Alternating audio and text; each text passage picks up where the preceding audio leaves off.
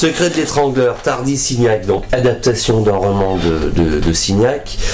Alors autant, on va dire que la commune, tu l'as lu la commune Tardy? Oui. T'as pas aimé? Si, j'ai bien aimé, malgré tout le côté leçon d'histoire. Leçon d'histoire, à la fin, un petit peu casse-pied, on n'avait pas été hyper emballé.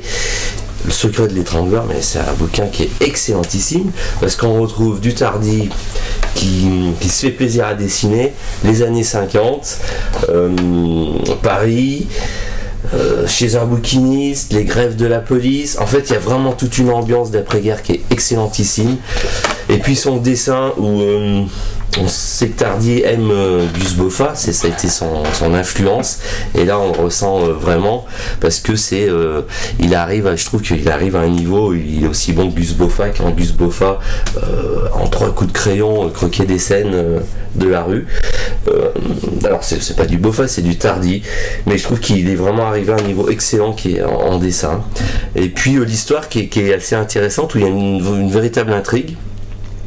Et puis quand même le truc, c'est qu'il y a plusieurs fins. Signac avait laissé, je crois, 2 fins à son bouquin, et là Tardy va en exploiter plusieurs.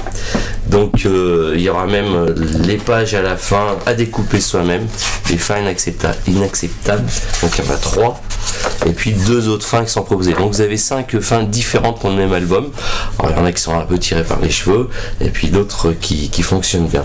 Mais vraiment on retrouve cette ambiance de brouillard, de pluie, la nuit, enfin il y a vraiment tout ce que là où Tardy est vraiment excellent dans son dessin, dans ses ambiances. Donc pour ceux qui aiment le polar un peu rétro, absolument à lire Le Secret de l'étrangleur. T'en parles pas à Julien parce qu'il l'a pas lu. Je tiens quand même à préciser que c'était sorti avant sous forme de journal pendant 5 mois consécutifs. Donc là on retrouve pas toute cette présentation sous forme de journal. Par contre on la retrouve dans la version luxe du bouquin qui est en grand format, en planche originale. Voilà.